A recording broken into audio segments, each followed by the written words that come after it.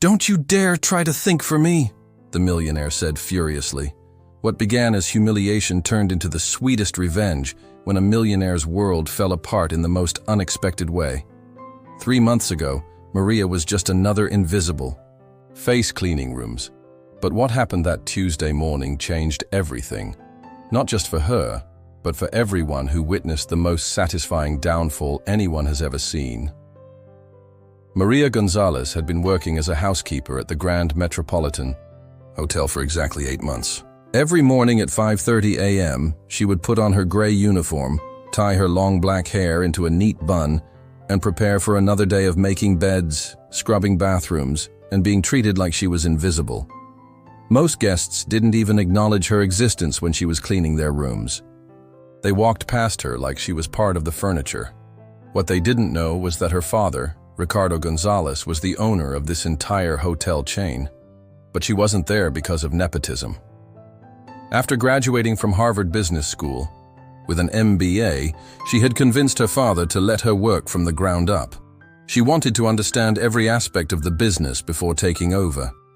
Her father had been hesitant at first, but he respected her determination. "Mija," he had told her 6 months earlier in his office overlooking the city, "you could start in management tomorrow. Why put yourself through this?" "Because I need to understand what our employees face every day," she had replied, adjusting her business suit for what she thought might be the last time in a while. "How can I lead people whose struggles I've never experienced?" He had smiled proudly and shaken his head. "You're more stubborn than your mother, God rest her soul." The staff at the Grand Metropolitan had no idea who she really was. To them, she was just Maria, the quiet cleaning lady who worked harder than most and never complained. Her supervisor, Mrs. Patterson, a kind woman in her 50s with graying hair and tired eyes, had taken her under her wing from day one. "You're different from the others," she had observed during Maria's second week, watching her meticulously organize her cleaning cart. "Most people your age don't have this kind of work ethic." "I just believe in doing things right," Maria had responded, not mentioning that her father had drilled the importance of excellence into her since childhood. Mrs. Patterson had nodded approvingly. "Well, the guests in the penthouse suites can be challenging. They expect perfection, and some of them—" She paused, choosing her words carefully. "Some of them forget that we're human beings too." Among the regular guests, there was one who stood out for all the wrong reasons. Richard Blackwood III, a real estate mogul in his mid-40s, who stayed in their presidential suite twice a month for business meetings. At 6 feet tall with perfectly styled silver hair and expensive Italian suits, he carried himself like he owned the world. His Rolex Submariner caught the light every time he gestured dismissively, which was often. Blackwood had inherited his fortune from his grandfather and had multiplied it through aggressive business tactics that often left smaller companies bankrupt. He was known for hostile takeovers and had a reputation for being ruthless in both business and personal relationships. His third wife had left him 2 years earlier, taking half his assets and custody of their twin daughters. "Mr. Blackwood likes his towels arranged in a specific pattern," Mrs. Patterson had warned Maria when she was first assigned to clean his suite. "And whatever you do, don't speak unless he speaks to you first. He's particular about the help," knowing their place. The presidential suite itself was a monument to luxury. Floor-to-ceiling windows offered a panoramic view of the city, while Italian marble floors reflected light from crystal chandeliers. The main living area could easily fit Maria's entire apartment 3 times over. Persian rugs worth more than most people's cars covered sections of the marble, and original artwork hung on walls painted in rich, deep colors. During her months of cleaning his suite, Maria had observed Blackwood's behavior patterns. He would arrive every other Thursday evening, usually angry about something business-related. He'd spend Friday morning making phone calls that she could hear through the bedroom door as she cleaned the living areas. His voice would rise and fall as he berated employees, threatened competitors, or dismissed ideas from his board members. "You're telling me we can't close this deal because of zoning permits?" she had heard him shout one morning while she was replacing towels in the Yati bathroom. "I don't care what it takes. Find a way around it or find yourself a new job." What would you do in this situation? Tell us in the comments below. The other staff members had their own stories about Blackwood. James, the bellhop who had been with the hotel for 15 years, had once told Maria about the time Blackwood made him carry his luggage up 7 flights of stairs because he claimed the elevator was too slow. And then, James had continued, shaking his head at the memory, he complained to management that I was breathing too heavily when I finally got to his floor. Can you believe that? Breathing too heavily after climbing 7 flights with 50 pounds of luggage. Sarah, one of the other housekeepers, had her own horror story. Last month, he accused me of stealing his cufflinks, she had whispered, during their break in the staff room. Turns out they were in his travel case the whole time, but did he apologize? Not a chance. Instead, he reported me to Mrs. Patterson and said I was shifty-looking. Despite these stories, nothing could have prepared Maria for what was about to happen on that Tuesday morning in March. Did you just have the audacity to tell me what I should do with my own property? Blackwood's voice was deadly quiet now, which somehow seemed more threatening than his shouting. Mrs. Patterson stepped forward, trying to defuse the situation. Sir, I'm sure Maria meant no disrespect. She's actually one of our most careful and thorough staff members. I don't care if she's the Queen of England, Blackwood snarled, his attention still fixed on Maria. She just gave me advice about my personal belongings, as if some minimum wage cleaning lady has the intelligence to understand the concept of family heritage. The insult hit deeper than he could have known. Throughout her childhood, her father had shared stories of his own grandmother, who had worked as a domestic servant to support her family during hard times. She had instilled in him the values of hard work and respect for all people, regardless of their occupation. Those same values had shaped Maria, and hearing them mocked made her blood boil. I apologize if my suggestion was inappropriate, she managed to say, though her voice was tighter than she intended. Inappropriate? Blackwood laughed harshly. It's not just inappropriate, it's presumptuous. You're here to clean toilets and empty trash cans, not to think. The moment people in your position start thinking they can offer opinions is the moment society begins to break down. By now, several other staff members had gathered in the hallway outside the suite, drawn by the commotion. Maria could see James, the bellhop, Sarah, and 2 other housekeepers, and even Marcus, the hotel's head of security. Their faces showed a mixture of concern and embarrassment as they witnessed her humiliation. Blackwood seemed to notice the audience and appeared to relish it. You know what your problem is? He continued, pointing his finger directly at her face. You people have forgotten your place in the world. You think because you can speak English and tie your shoes, you're qualified to have opinions about things beyond your comprehension. Mr. Blackwood, Mrs. Patterson interjected, I really think we should discuss this calmly. Maria has been an exemplary employee, and accidents happen to everyone. Exemplary? He wheeled around to face her. An exemplary employee would have been more careful with valuable items. An exemplary employee wouldn't mouth off to guests. And an exemplary employee certainly wouldn't stand there looking defiant instead of showing proper remorse. Maria realized that her expression had indeed grown less apologetic and more defensive. Years of watching her father conduct business had taught her to maintain dignity even in difficult situations, but apparently, that dignity was being interpreted as defiance. Have you ever experienced something similar? Share your story. At that moment, the memory of her mother came flooding back. She had passed away when Maria was 15, but not before teaching her some of life's most important lessons. She remembered a particular afternoon when she was 14, complaining about a teacher who she felt had treated her unfairly. Mija, her mother had said, sitting beside her on their living room sofa. There will be people in this world who try to make you feel small, but remember, no one can diminish you without your permission. Your worth isn't determined by how others treat you, but by how you choose to respond. Her words echoed in Maria's mind as Blackwood continued his tirade. Look at her face, he exclaimed to the growing crowd of staff members.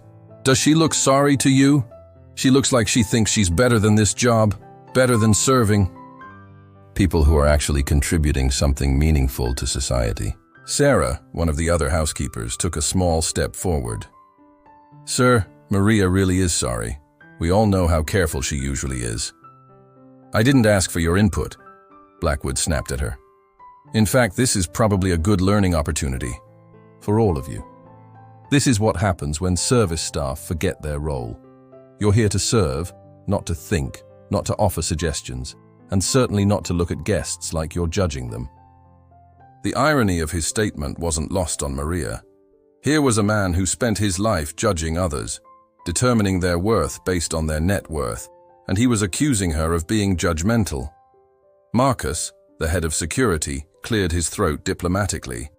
Sir, perhaps we should move this discussion to the manager's office, away from the other guests. Other guests? Blackwood looked around dramatically. You mean the other people who pay your salaries? Yes, maybe they should see this. Maybe they should understand what kind of staff this hotel employs. Mrs. Patterson's face had grown pale. She could see she was caught between protecting Maria and maintaining the hotel's relationship with what she believed was an important guest. Little did she know that the most important guest's opinion was standing right in front of her in a gray housekeeper's uniform. What's your name? Blackwood demanded suddenly, focusing his attention back on Maria. Maria Gonzalez, she replied, maintaining eye contact despite every instinct telling her to look away. Well, Maria Gonzalez, let me explain something about the real world. People like me create jobs for people like you. Without successful business people, there would be no hotels, no cleaning jobs, no paychecks for any of you. So when you break our property and then have the nerve to suggest how we should protect it, you're biting the hand that feeds you. I understand that, sir, she said quietly. And I truly am sorry about your grandmother's glass. Sorry isn't enough, he declared. Sorry doesn't bring back irreplaceable family heirlooms. Sorry doesn't undo the complete lack of professionalism you've displayed here today. The crowd in the hallway had grown larger. Other guests had begun to peer out of their rooms, drawn by the raised voices. She could see an elderly couple from the suite next door, a businesswoman in a sharp black suit, and even a family with 2 young children who looked confused and frightened by the angry man's shouting. You know what I think? Blackwood continued, his voice carrying clearly to everyone present. I think people in positions like yours have gotten too comfortable. You expect to be treated with respect you haven't earned, to be spoken to like equals when you're clearly not. It's created a generation of entitled workers who think they deserve better than they've achieved. One of the children in the hallway, a little girl who couldn't have been more than 7, tugged on her mother's sleeve. Mommy, why is that man being so mean to the cleaning lady?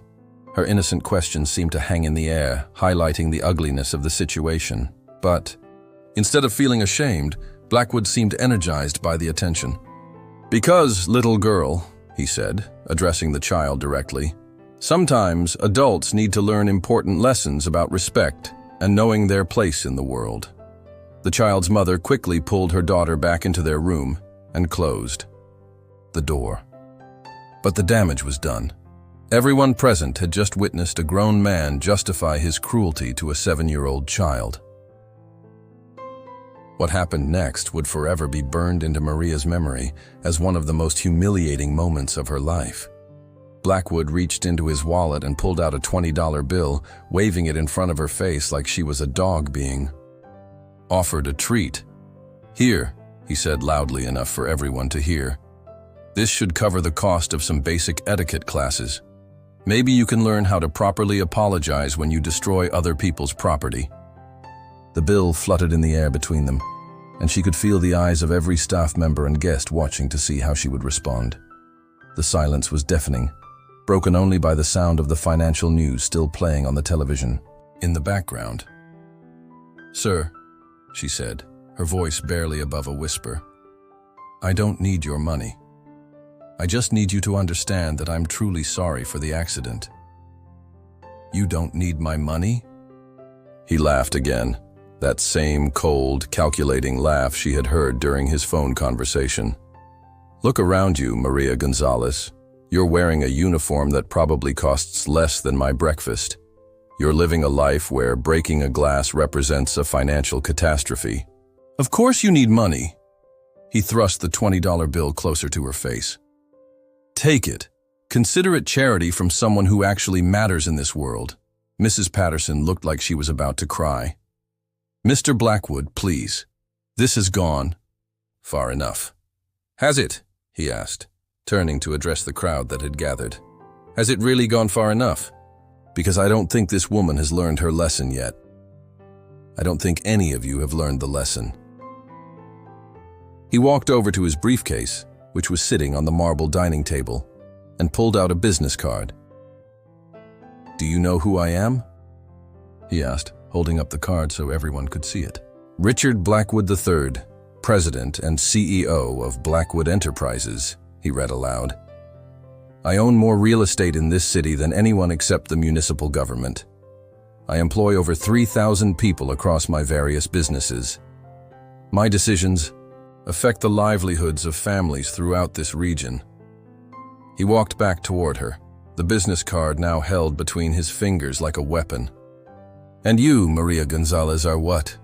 A woman who couldn't even graduate from community college, I'm guessing. Someone who probably comes from a family of other service workers. Someone whose greatest achievement in life is learning how to fold fitted sheets properly. Each word felt like a physical blow. Not because they were true, but because of the casual cruelty with which they were delivered. She thought about her father, probably sitting in his office at the corporate headquarters, just 10 miles away, having no idea that his daughter was being systematically destroyed by a man who didn't even know who she really was. Let me paint you a picture of reality, Blackwood continued, his voice taking on an almost professorial tone. In about an hour, I'm going to call the general manager of this hotel. I'm going to tell him exactly what happened here today, and I'm going to demand that you be fired immediately. Not because of the glass, though that's certainly reason enough, but because of your attitude problem. The crowd shifted uncomfortably. She could see the fear in her colleagues' faces, the recognition that what was happening to her could easily happen to any of them. And do you know what will happen next? He asked rhetorically. You'll be fired, because my business is worth more to this hotel than your employment. You'll have trouble finding another job, because I'll make sure everyone in the hospitality industry knows about your unprofessional behavior. You'll probably end up working at some fast food restaurant, if you're lucky. What would you do in this situation? Tell us in the comments below. But he wasn't finished. Your family, whoever they are, will be disappointed in you.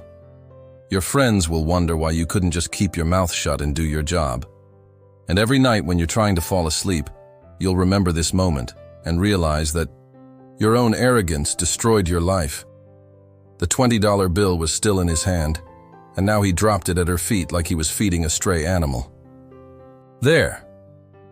Now you can pick that up, along with what's left of your dignity, and maybe, just maybe, you'll learn something from this experience.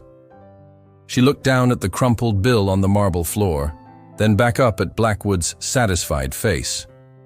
Around them, the silence was complete. Even the television seemed to have gotten quieter, as if the entire suite was holding its breath. Mrs. Patterson stepped forward, her voice shaking. Mr. Blackwood, I'm going to have to ask you to stop this immediately. Maria is a valued employee, and what you're doing is completely inappropriate. Inappropriate? He turned on her with fresh fury. What's inappropriate is your staff members' behavior. What's inappropriate is a hotel that allows its employees to argue with guests and then expects those guests to just accept it. He pulled out his phone and began dialing. I'm calling your general manager right now. What's his name? Davidson. Yes, I have his direct number. As the phone began to ring on the other end, Maria made a decision that she knew would change everything. She bent down, picked up the $20 bill, and looked directly into Richard Blackwood's eyes. Thank you for the lesson, sir, she said, her voice steady despite the tears she was fighting back. I'll be sure to remember everything that happened here today. Something in her tone must have registered with him because his expression flickered. Slightly, though whether it was doubt or satisfaction she couldn't tell. "Good," he said, putting his phone to his ear. "Maybe there's hope for you after all." But then something incredible happened. As Blackwood waited for his call to connect, a familiar voice came from the hallway. "What's going on here?" The voice belonged to Ricardo Gonzalez, Maria's father, though none of the staff members seemed to recognize him out of his usual business attire. He was wearing casual clothes, jeans and a polo shirt, having come directly from his weekend golf game after receiving an alert about a disturbance in the presidential suite. Maria's heart stopped. This was not how she had planned for her identity to be revealed. She had wanted to complete her full year of working from the ground up, to truly understand every aspect of the hotel business before taking on leadership responsibilities. But here was her father, and there was no way to prevent what was about to unfold. Mrs. Patterson turned toward him with confusion. "Sir, this is a private matter between hotel staff and a guest. I'm going to have to ask you to return to your room." Ricardo's eyes found Maria's across the crowded doorway, and she could see the immediate recognition and concern in his expression. He had always been able to read her emotions, even from a distance, and right now her face was probably telling him everything he needed to know about what had been happening. "I'm not a guest," he said quietly, his voice carrying the authority that came from 30 years of building a hotel empire. "I'm Ricardo Gonzalez, owner of this hotel and this entire chain." The effect of his words was immediate and dramatic. Mrs. Patterson's face went white. The other staff members began whispering among themselves. Several of the guest bystanders suddenly seemed very interested in returning to their rooms, but Blackwood, still holding his phone and waiting for his call to connect, seemed oblivious to the significance of what had just been announced. "I don't care if you're the Pope," he said dismissively, not even turning around to look at Ricardo. "I'm dealing with your incompetent staff, and I'll handle it however I see fit." Ricardo stepped into the suite, his casual clothes doing nothing to diminish the presence he commanded. At 62, he was still an imposing figure, with silver hair and the kind of quiet confidence that came from decades of successful business leadership. But more than that, he had the moral authority that came from never forgetting his own humble beginnings. "And which staff member are you having issues with?" he asked, though his eyes never left Maria's face. "This one," Blackwood said, finally turning around and pointing at her. "This cleaning woman who thinks she's qualified to give advice to paying guests. Your manager is about to fire her, assuming he ever answers his phone. Can you guess what happens next? Drop your predictions below." Ricardo looked at Maria with an expression she had seen countless times throughout her childhood, a mixture of pride and concern that only a parent could manage. "Maria," he said gently, "are you all right?" The use of her name caused Blackwood to look between them with the first hint of confusion he had shown all morning. "Wait, how do you know her name?" "Because," Ricardo said, crossing the room to stand beside his daughter. "She's my daughter." The words seemed to echo in the sudden silence that followed. Blackwood's phone, still pressed to his ear, suddenly seemed very heavy in his hand. Mrs. Patterson made a small, gasping sound. The remaining staff members in the hallway exchanged glances of shock and amazement. "Your daughter?" Blackwood repeated slowly, as if the words didn't quite make sense in his mouth. "My daughter," Ricardo confirmed. "Maria has been working here for the past 8 months as part of her preparation to eventually take over management of our hotel operations. She wanted to understand the business from the ground up, to experience what every employee goes through before accepting leadership responsibilities." She could see the wheels turning in Blackwood's mind as he began to process the implications of what he had just learned.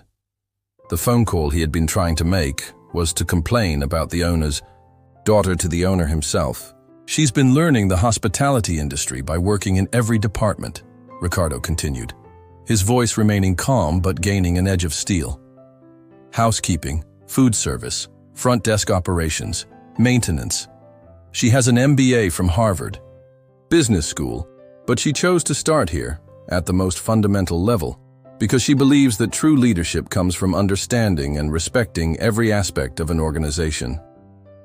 The Harvard MBA seemed to hit Blackwood like a physical blow. She could see him remembering his comments about community college, about her family probably being other service workers, about her greatest achievement being folding fitted sheets.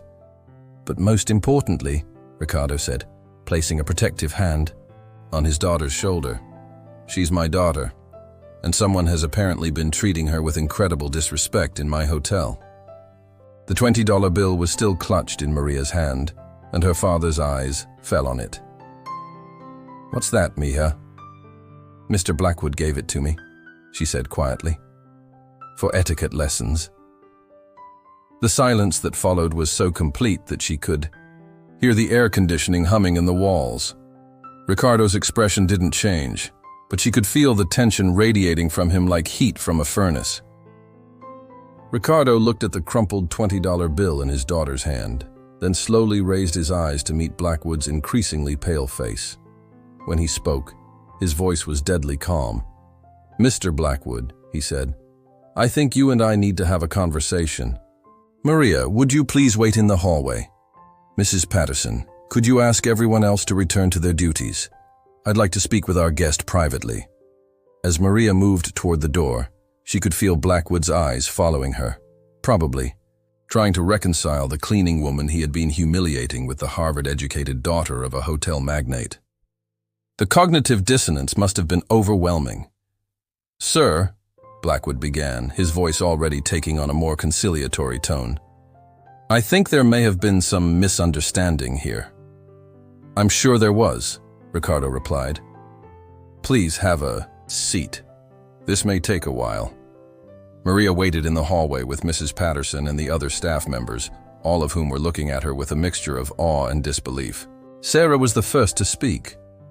"Maria, why didn't you tell us who you were?" she asked, though her tone held no accusation, only curiosity.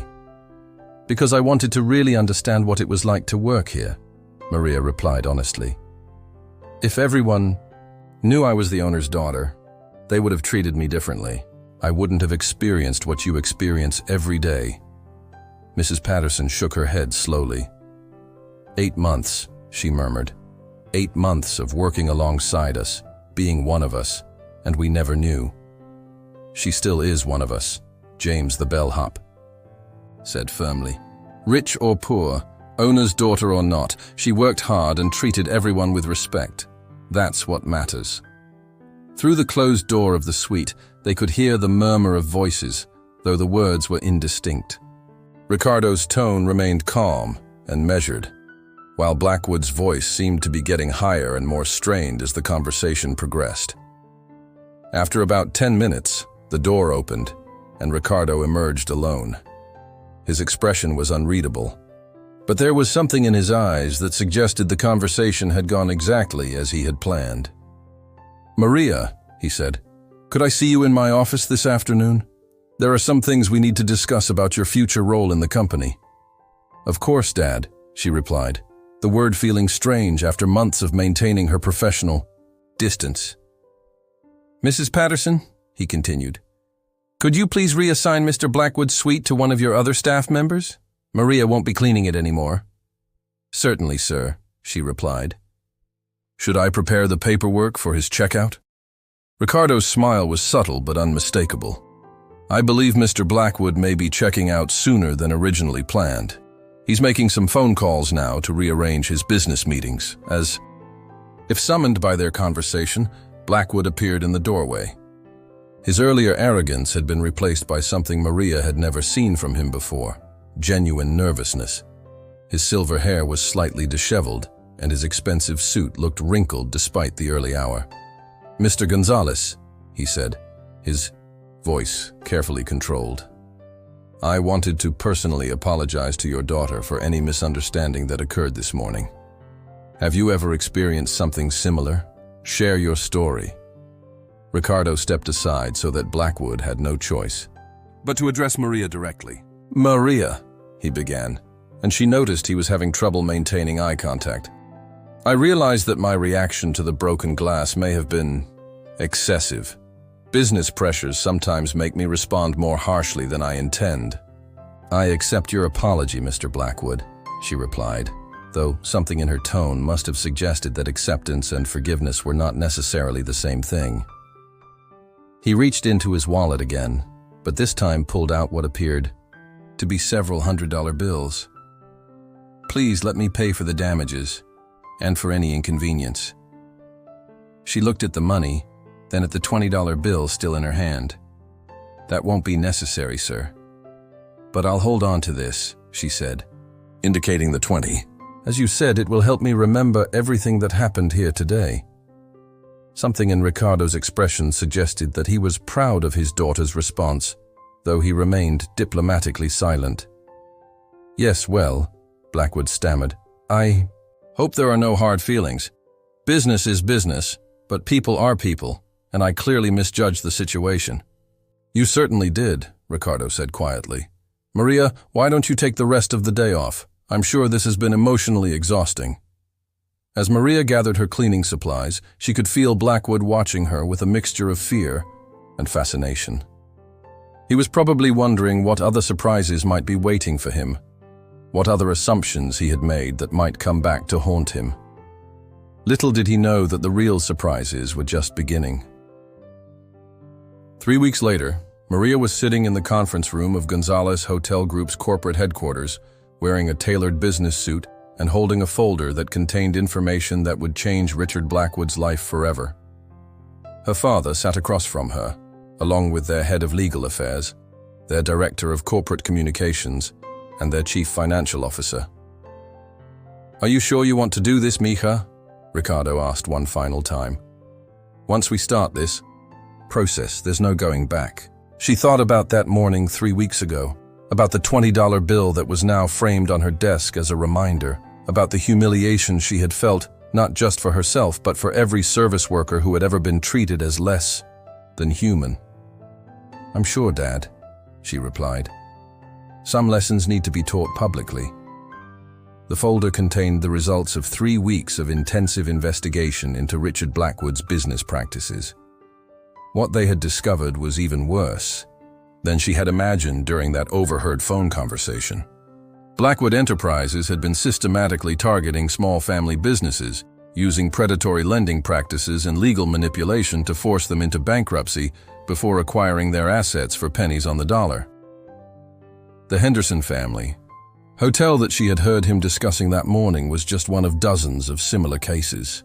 The daughter wasn't just sick. She had leukemia, and the family's medical bills had made them vulnerable to Blackwood's manipulation. But they had also discovered something else.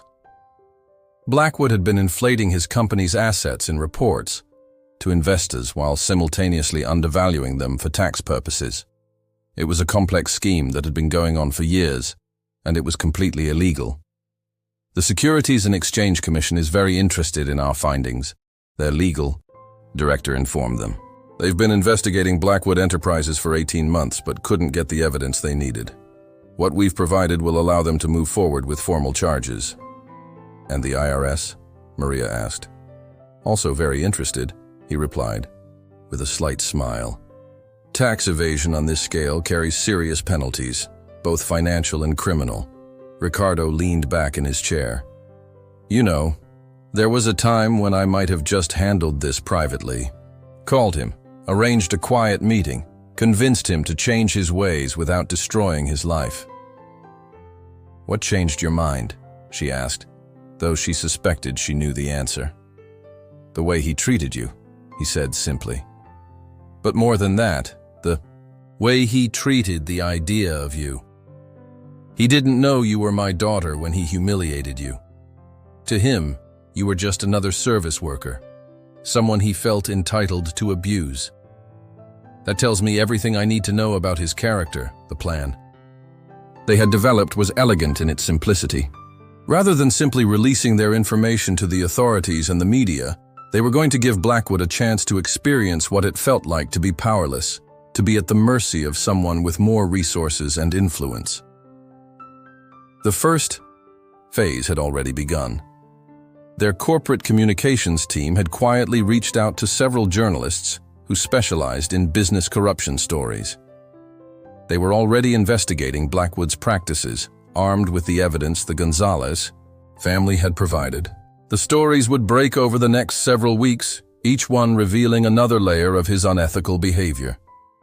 The second phase involved his business relationships. Ricardo had spent 30 years building relationships throughout the hospitality and real estate industries. A few carefully placed phone calls had already begun to freeze Blackwood out of several major deals. His partners were starting to ask uncomfortable questions about his business practices, but the third phase was the most satisfying. They had identified every family business that Blackwood had destroyed over the past 5 years. Using a combination of their own resources and loans from partner banks, they were going to help them rebuild. The Henderson family would be the first to receive assistance, enough to pay their daughter's medical bills and reopen their hotels. He won't be ruined overnight, Ricardo explained. That would be too easy, and he wouldn't learn anything from the experience. Instead, he'll watch his empire crumble slowly, the same way he dismantled other people's lives. A week later, the first article appeared in the Wall Street Journal. The headline read, "Real Estate Mogul Under Investigation for Predatory Business Practices." The article detailed several cases where Blackwood Enterprises had targeted vulnerable family businesses, including the Henderson hotels. Maria was in her new office. Her father had officially announced her promotion to Vice President of Operations, when her assistant informed her that Richard Blackwood was on the phone, requesting to speak with her. "Put him through," she said, curious to hear what he had to say. "Maria," his voice came through the speaker, and she could hear the desperation he was trying to hide. "I saw the article in the journal. I wanted to reach out and see if perhaps we could discuss this situation." "What situation is that, Mr. Blackwood?" she asked pleasantly. The negative publicity. I feel like there may be some misunderstanding about my business practices. Perhaps you could help clarify things with the media, given your family's influence in the industry." She leaned back in her chair, remembering his words from that morning 3 weeks ago. "People like me create jobs for people like you." "I'm afraid I don't understand," she replied. "Are you asking me to help you manage a crisis?" "Well, yes, in a way. I thought perhaps we could come to some sort of understanding, a mutually beneficial arrangement." "Mr. Blackwood," she said, "do you remember what you told me that morning in your hotel suite? You said that people like you create jobs for people like me. You said that I should know my place in the world." The silence on the other end of the line stretched for several seconds. "You also said," she continued, "that I was biting the hand that feeds me. Do you remember that?" "Maria," he began, his voice now openly pleading, "I hope you understand that I was upset about the glass. I didn't mean—" "Oh, but you did mean it," she interrupted. "You meant every word, and now you want the cleaning lady you humiliated to save your business empire. Do you see the irony in that? What would you do in this situation? Tell us in the comments below." Over the following weeks, more articles appeared. The Securities and Exchange Commission announced their formal investigation. The IRS began an audit of Blackwood Enterprises that would eventually reveal millions in unpaid taxes. 3 of his major business partners withdrew from joint ventures, citing concerns about his business ethics. But perhaps the most satisfying moment came when the Henderson family held a press conference announcing that they were reopening their hotels with the help of anonymous benefactors who believed in supporting family businesses against predatory practices. Mrs. Henderson, a woman in her 50s with tired eyes but renewed hope, spoke to the gathered reporters. "We want to thank the people who helped us when we had nowhere else to turn. They showed us that not everyone in business is interested in destroying others for profit." Her daughter, now in remission and standing beside her mother with a bright smile, added, "Sometimes when bad people try to hurt you, good people step in to help. We're proof that kindness is stronger than cruelty." 2 months after their confrontation, in the hotel suite, Blackwood Enterprises filed for bankruptcy. The man who had once owned more real estate in the city than anyone except the municipal government now found himself facing criminal charges, massive civil lawsuits, and the complete collapse of his business empire. The final piece of poetic justice came when Blackwood was forced to sell his personal assets to pay his legal fees and tax obligations. Among the items that went to auction were his grandmother's remaining crystal glasses, including several that matched the one Maria had accidentally broken. She attended the auction, not to bid on anything, but simply to witness the moment. Blackwood saw her in the crowd and made his way over, looking older and more defeated than she had ever seen him. "I suppose you're here to gloat," he said quietly. "Actually, no," she replied honestly. "I'm here because I wanted to understand something." "What's that?" "I wanted to see if this experience had taught you anything about treating people with respect, about recognizing the humanity in everyone you meet regardless of their job or social status." He looked at her for a long moment, and for the first time since she had known him, his expression seemed genuinely thoughtful rather than calculating. "You know," he said finally, "I keep thinking about what you said that morning, about keeping valuable things safe at home instead of bringing them to hotels. It was good advice. I should have listened." "It wasn't just about the glass, was it?" she asked. He shook his head slowly. "No, it was about a lot of things. About how I treated people, about how I conducted business, about the assumptions I made." He paused. "I lost everything because I never learned to respect the people I thought were beneath me. The irony is that one of those people had more power than I did, and I was too arrogant to see it." As Maria drove home that evening, she thought about justice and revenge, about karma and redemption. Blackwood had lost his business empire, but perhaps he had gained something more valuable: the ability to see other people as human beings worthy of respect. The $20 bill still sits framed on her desk, not as a trophy, but as a reminder that every person we encounter has their own story, their own struggles, and their own dignity that deserves to be honored. And that's how justice was served. Richard Blackwood learned the hard way that treating people with cruelty and disrespect has consequences, sometimes in ways you never expect. He thought he was humiliating a powerless cleaning lady, but he was actually destroying his own future. The experience taught Maria that true leadership isn't about the title you hold or the money you make. It's about how you treat people when you think nobody important is watching.